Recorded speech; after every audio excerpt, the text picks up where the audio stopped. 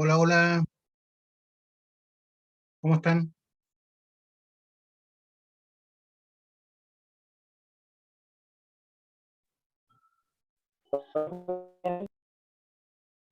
Hola, profe, buenas tardes. Hola, Hola, profe. hola. Vamos a seguir viendo la materia. Eh, Vamos a hablar sobre la velocidad de detonación, ¿ya? Velocidad de detonación. ¿Qué es lo que es la velocidad de detonación? Ustedes ya saben, que pues la velocidad de reacción que tiene el explosivo.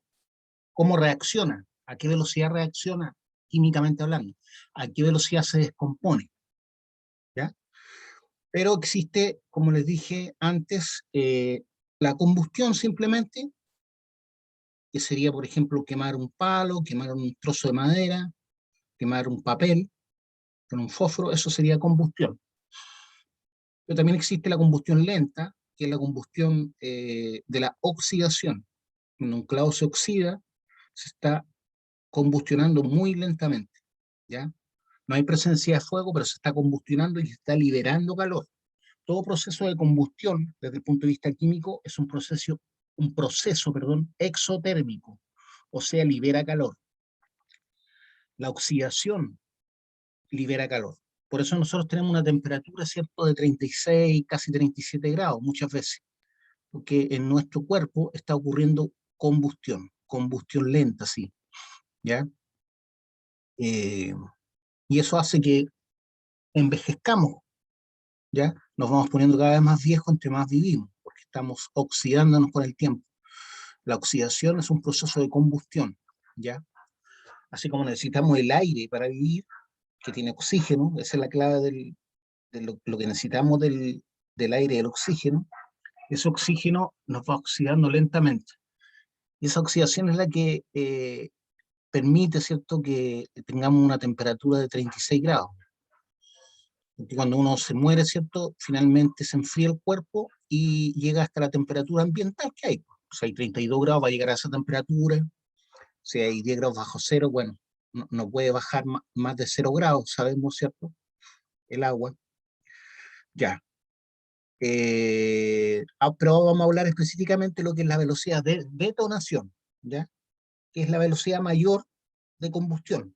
Una combustión violenta, se dice, combustión violenta. La combustión rápida sería deflagración, deflagración. La deflagración, la pólvora deflagra, ya la pólvora deflagra.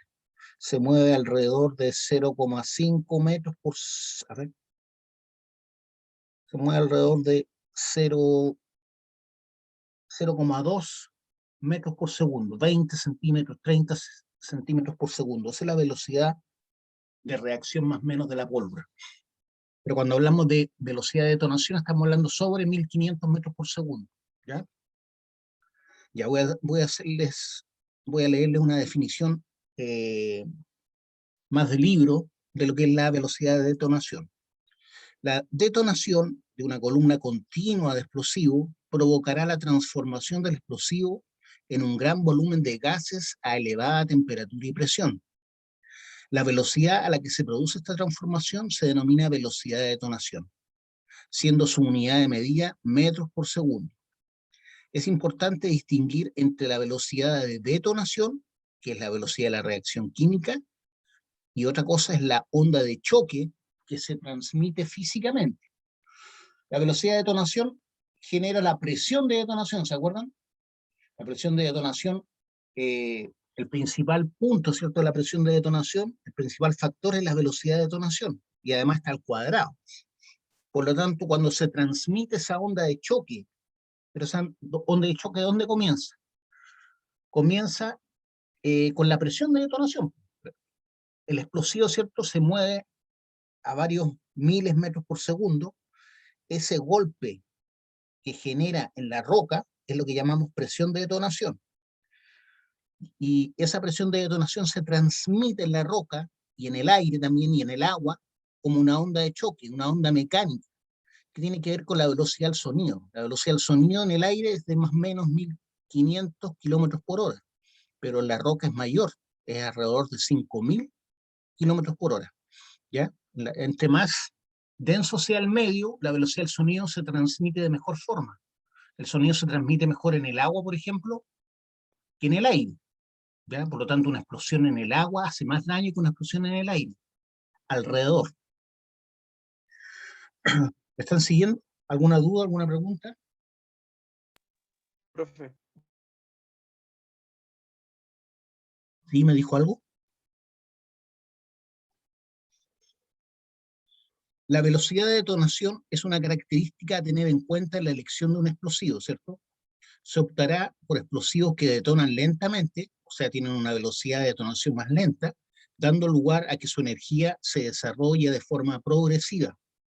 Cuando estoy tronando, ¿cierto? O volando rocas blandas o frágiles.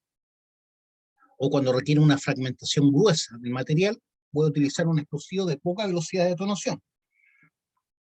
Mientras que se debe escoger explosivos de elevada velocidad de detonación cuando se pretende fragmentar la roca de manera más pequeña o en rocas más duras, ¿ya? Cuando quiero fragmentar trozos pequeños de rocas más duras, voy a utilizar entonces una velocidad de detonación de un explosivo con mayor velocidad de detonación. Existen multitud de métodos de medida de la velocidad de detonación, pudiendo diferenciarse principalmente por el objeto de cada uno de ellos. Así se pueden tener mediciones realizadas en laboratorio y medidas realizadas en campo o a terreno. Si bien los resultados deberían ser análogos, las mediciones realizadas en campo permiten comprobar la evolución de la velocidad de detonación a lo largo del barreno o del tiro, ¿cierto? Permitiendo ver la relación entre el comportamiento del explosivo en condiciones reales de aplicación. Voy a repetir esta última parte. Dice, existen multitud de métodos de medida de la velocidad de detonación, pudiendo diferenciarse principalmente por el objeto de cada uno de ellos. Así se pueden tener mediciones realizadas en laboratorio y medidas realizadas en terreno. Si bien los resultados deberían ser análogos, las mediciones realizadas en campo o en terreno permiten comprobar la evolución de la velocidad de detonación a lo largo del tiro. No es lo mismo probar la velocidad de detonación en un tubo de acero, ¿ya? En laboratorio, que en un tiro real en la roca. ¿Por qué? Porque el tubo de acero es, ¿cómo se dice? Homogéneo, no tiene fracturas, no tiene nada. En cambio, un tiro en la roca es heterogéneo. Hay fracturas en la roca, hay, a veces en un mismo tiro hay varios tipos de roca, ¿ya? Unas más porosas, otras más húmedas, otras con fractura, otras no, dependiendo del largo del tiro. Por lo tanto, no es exactamente lo mismo. Entonces, cuando lo hacemos en terreno, realmente podemos ver la relación entre el comportamiento del explosivo en condiciones reales. Hay ensayos de laboratorio que permiten medir la velocidad de detonación.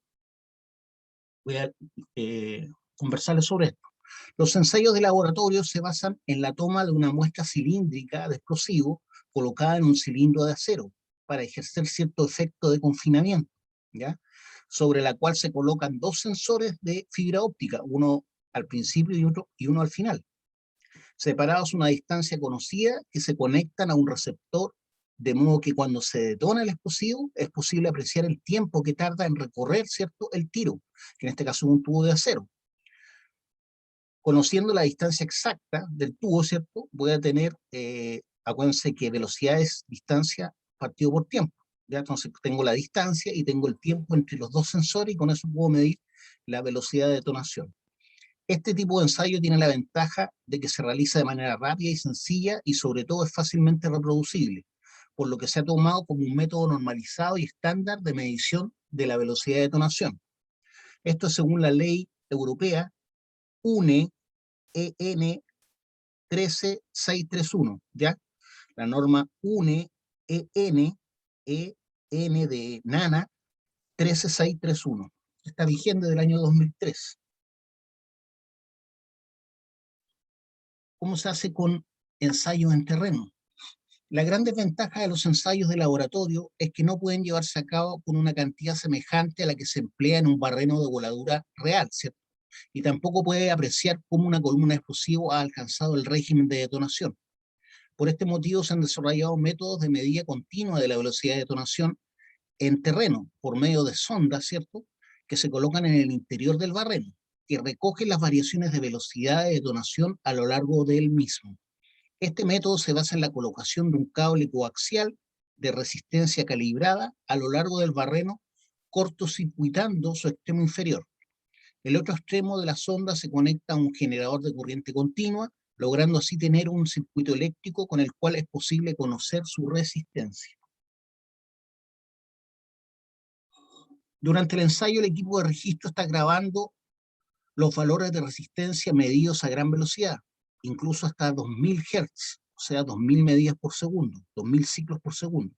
De modo que cuando se detona el barreno, la resistencia del circuito va variando porque se quema la sonda junto con el explosivo, disminuyendo así la resistencia eléctrica. Gracias a la resistencia calibrada de la sonda, puede obtenerse la variación de resistencia del circuito en función del tiempo y expresarla en metros de sonda destruidos por unidad de tiempo. Y esa sería la velocidad de detonación. Les voy a mostrar una imagen de una detonación. No tiene mucha gracia, pero les voy a mostrar.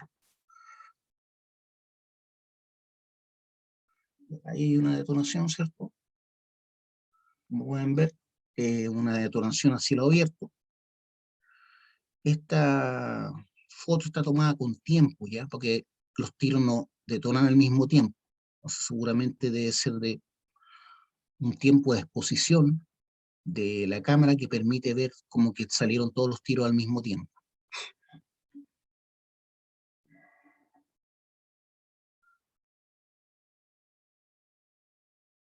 Voy a mostrarles cómo se mide la velocidad de detonación con el equipo este que les acabo de nombrar. ¿Esta no lo habíamos visto, lo que estamos viendo, o no? Guido, ¿me recuerdan? Esta parte no la habíamos visto.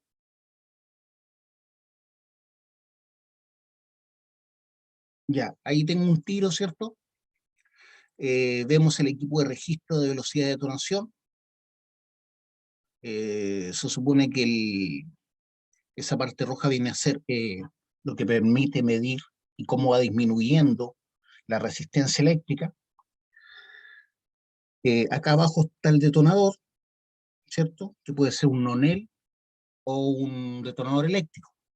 Incluso ahora hay detonadores electrónicos que son más exactos, que los programo independientemente cada uno. Entonces tenemos los noneles, que son los detonadores no eléctricos, los detonadores eléctricos y los detonadores electrónicos.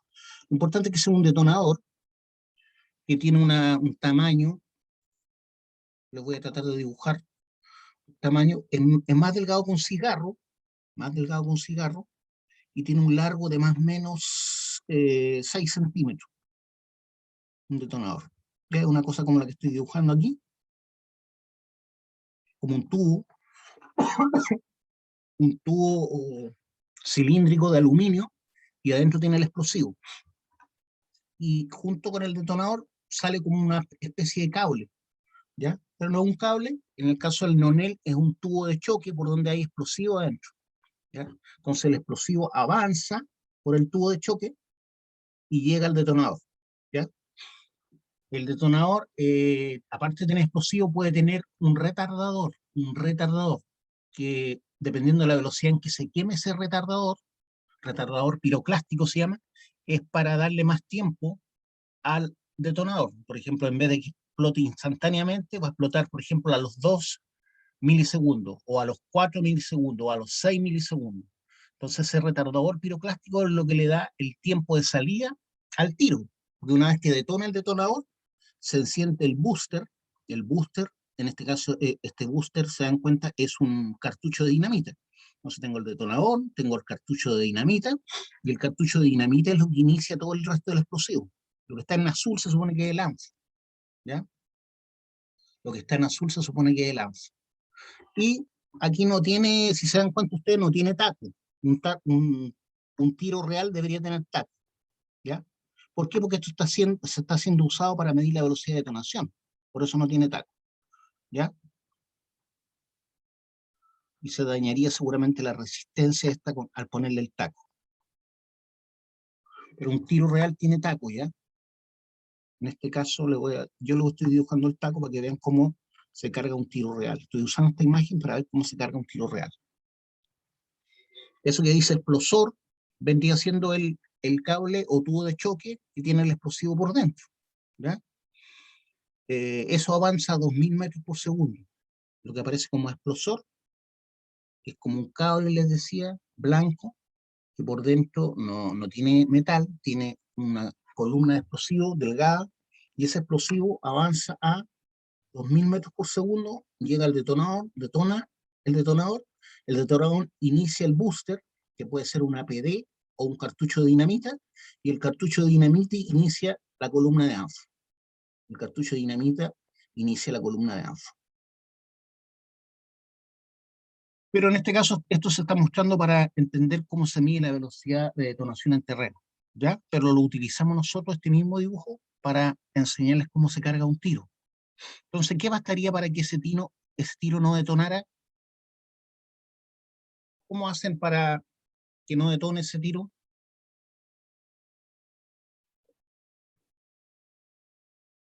¿Qué harían ustedes, Guillo?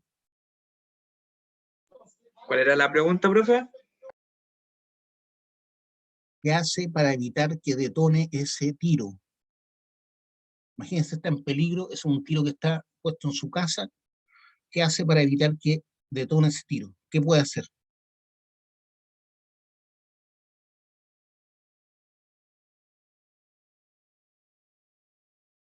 ¿No pueden hacer nada?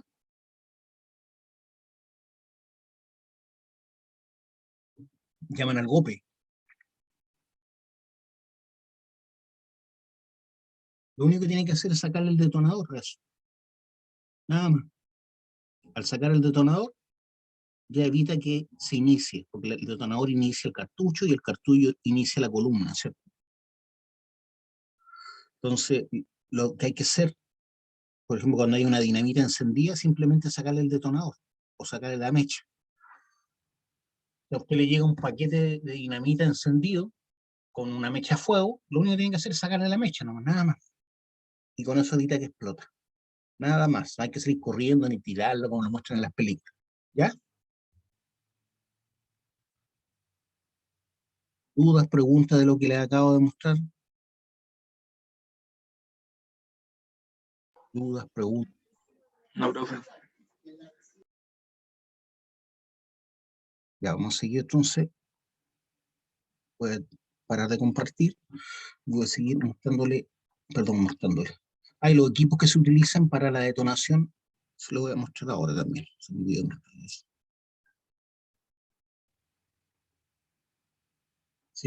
Utilizan equipos como el que les voy a mostrar a continuación para programar un disparo, ¿ya? ¿Se acuerdan que habían las películas hay como no sé si se han dado cuenta, una cajita así, para iniciar un disparo, una caja, en el fondo de una batería, ¿cierto? Una, una batería sí, una batería o un condensador con energía eléctrica, tiene una palanquita así, y esa palanquita tiene como una T, y esa T se baja y se inicia, obviamente, aquí hay una conexión, ¿cierto?, con los tiros. Este es para iniciar una carga con noneles eléctricos, ¿ya? Porque al bajar esa palanquita, lo que usted hace es darle una carga eléctrica a este cable, que avanza prácticamente a la velocidad de la luz, prácticamente, y llega a donde están los detonadores eléctricos y detonan, ¿ya? Eso es lo que hace esa maquinita que uno ve en las películas, que la bajan, ¿cierto? Y al bajarla, yo lo que hago es eh, mandar una carga eléctrica a través de ese cable que ustedes ven ahí a los detonadores eléctricos que van a iniciar la tronadura. En este caso es algo parecido, ¿cierto? Pero más moderno, donde aquí yo puedo tengo una llave de seguridad que solamente la tiene el programador de voladura para iniciar la carga explosiva. Tiene botones de emergencia, va a depender, esto generalmente está controlado ya sea por ondas o luz, así como los walkie-talkie, como los celulares, que van a iniciar una carga explosiva, ¿cierto? A través de detonadores, puede ser eléctricos o detonadores no neles, que son los detonadores no eléctricos, ¿ya? Entonces esta es una forma de poder medir ya sea la velocidad de detonación o iniciar una carga de detonación. En este caso, esta es una máquina para medir la velocidad de detonación, pero las máquinas para iniciar una voladura o tronadura son muy similares a esta.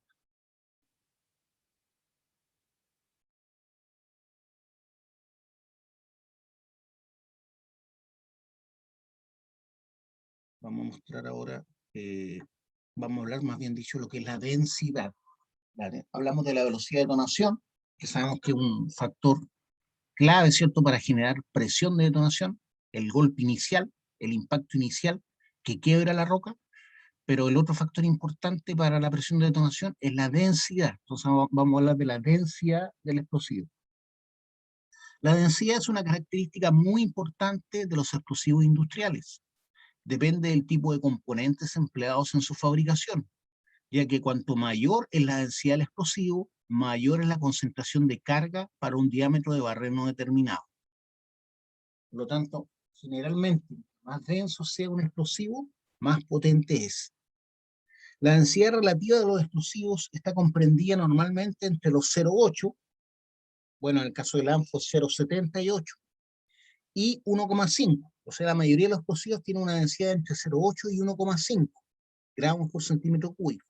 Existen algunos explosivos de menor densidad, con aplicaciones muy determinadas, y cuyo uso implica una baja energía por unidad de volumen, con aplicación en voladuras de recorte, o bien en algunas aplicaciones muy concretas en voladuras a cielo abierto.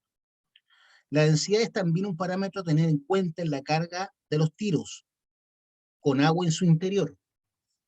La densidad es también un parámetro a tener en cuenta en la carga de los tiros con agua en su interior. La carga de explosivos de densidad inferior a 1,1 gramos por centímetro cúbico en barrenos con agua resulta muy laboriosa. Repito esto. La carga de explosivos de densidad inferior a 1,1 gramos centímetro cúbico en tiros con agua resulta muy laboriosa. Estamos hablando del ANFO, ya que se hace muy difícil llenar completamente los tiros, dado que los cartuchos tienden a flotar, ¿ya? Bueno, ya sabemos que el explosivo ANFO no se puede utilizar en agua, por lo tanto que tienen que usar emulsiones o cartuchos de dinamita, y como están con agua, van a tender a flotar los explosivos. ¿Se entiende lo que estábamos hablando?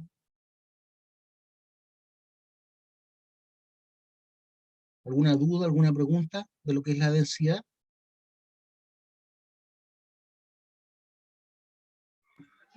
No, profe.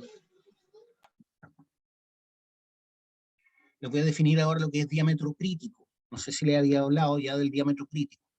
El diámetro crítico tiene que ver con el diámetro mínimo que tiene que tener un tiro para que el explosivo vuele o trone. ¿Ya? ¿Qué significa eso? Que yo no puedo tener, por ejemplo, un tubo, un lápiz Bic. Voy a mostrarle una imagen. Lo que tengo acá no es un lápiz Bic, pero lo importante es que lo vean como que fuera un lápiz Bic. Imagínense este fuera un tubo de un lápiz Bic, ¿ya? Entonces yo le saco la pasta que está dentro y lo lleno con ANFO. ¿Lo puedo tronar o no?